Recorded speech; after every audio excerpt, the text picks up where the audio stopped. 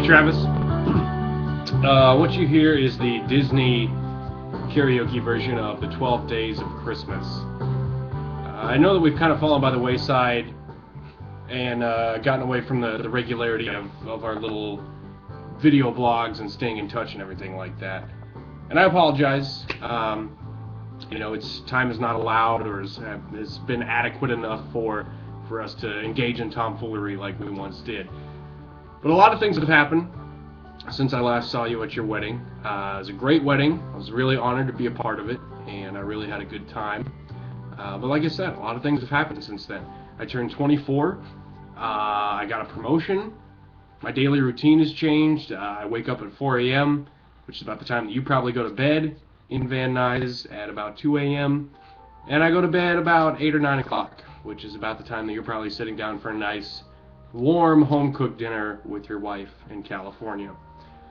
And, it's kind of odd. I feel like, do I text Travis if I see something funny on the way to work? Because I don't want to wake him up. And usually I just do it anyway, because I don't care. But there's one thing that hasn't changed, and it's the holidays. They're here. They happen every year. There's Thanksgiving. There's Christmas. There's Black Friday. There's Cyber Monday, which to me sounds kind of like a big online sale for an adult toy superstore warehouse type deal. Whatever. So there's a lot of things that make the holidays special. And there's a lot of things that make the holidays not so special as well. And I just kind of wanted to talk about those things because I know it's really important to me. It's really important to you as well. Let's start with eggnog. I know you're aware of my severe disdain for this holiday beverage. It's just a potent brew of nastiness. No one should be drinking it. I would rather drink a big steaming glass of dog feces because I'm sure it's got about the same consistency, and dog crap has probably got more nutrients in it than eggnog has ever thought about having. And it's unbelievable that our government in the election can legalize the use of recreational marijuana in not one but 2 states in the nation, but they can't put a nationwide ban on this disgusting, bloatery-ass drink that everyone drinks during the holidays.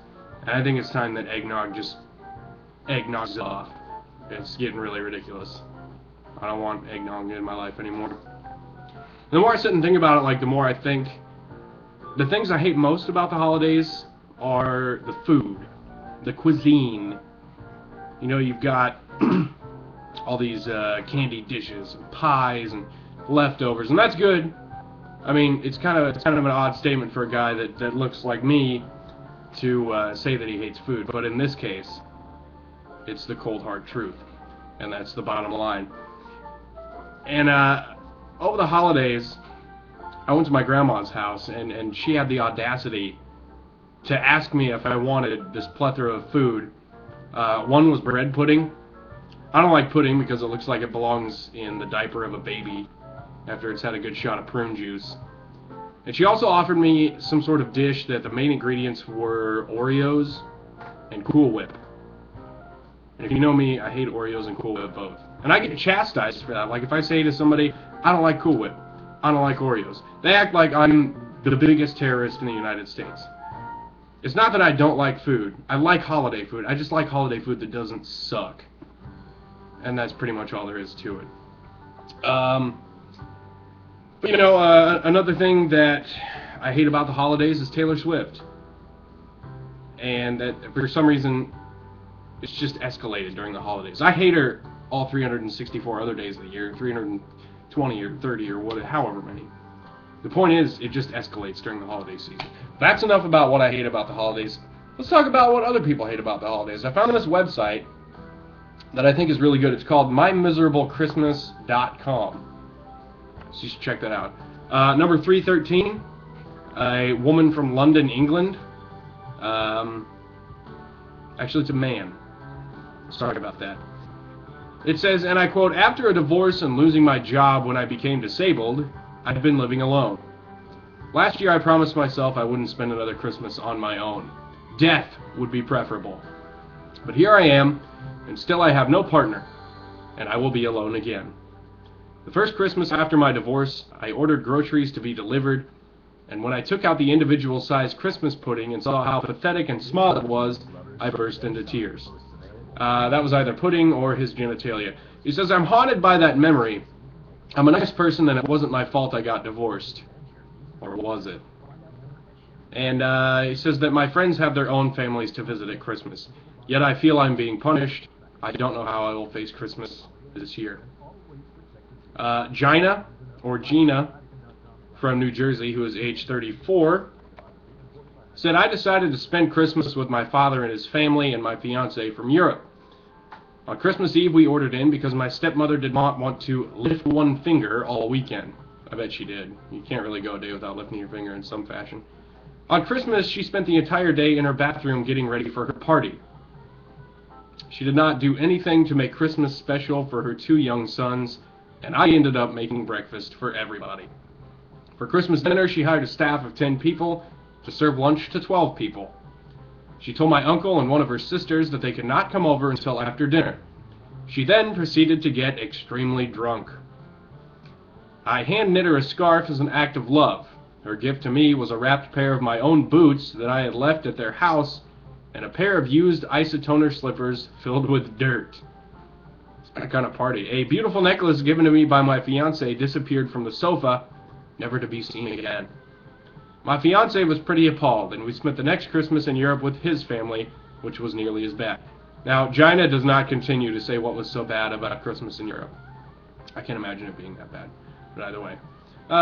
Let's see, there was one last one that was really good. It's called First and Last Xanax from Sue in New York, who is age 46. I already read this, and Sue sounds like a big dumb idiot, so I don't really feel that bad for her. She says, it was December 23rd, and we were having a big, stupid, crazy party with friends. No 46-year-old woman talks like that. She continues, woke up the next morning and continued to party in the jacuzzi, drinking. Smart. I fell asleep in my boyfriend's bedroom, woke up later, and was having these crazy heart palpitations. I thought I was flipping out, so I took a Xanax. It's called a hangover. Sometime during the night I got up and passed out, split the back of my head open, and then fell forward and smashed my face on his indoor jacuzzi. This guy is loaded. He's got a jacuzzi outside, he's got one inside. This is ridiculous. She says, I proceeded to vomit profusely and then cleaned it up with a bleeding head and serious injuries because I knew that asshole would bitch at me. I went to bed with my head bleeding on his bed. The next day I got up and drove home. I don't know how. This woman is an idiot, and it doesn't stop there. Later that day, he called to bitch that I didn't clean up his smelly-ass house. I was in a dead coma-like sleep. Next thing, I have to drive out of state for Christmas because we're going to have it at my sister's house this year. I realize that I can't even stand, let alone drive, so I get one of my sisters to drive me to New Jersey. She sees my face and is like, quote, holy shit. We get to my other sister's, and her husband is a doctor. When he sees me, he's like, quote, I need to take you to a hospital. So she ends up in the hospital, Christmas Day, with broken cheekbones and a gash in the back of her head that she claims should have been stapled. She said, I go back to their house with a concussion and little kids screaming over gifts, and all I wanted to do was sleep since my head was killing me. Well, that was the first and last time I ever took Xanax. So Sue is a big stupid idiot and probably shouldn't party so hardy during holidays. That's what I gather from this story. But either way, I just wanted to share some holiday cheer with you because I miss you. I wish I could be there and enjoy some holiday with you. But if all goes according to plan, you and old Chode Glover will be in the areas, and we'll go to Memphis and do stuff. We'll go to Quincy.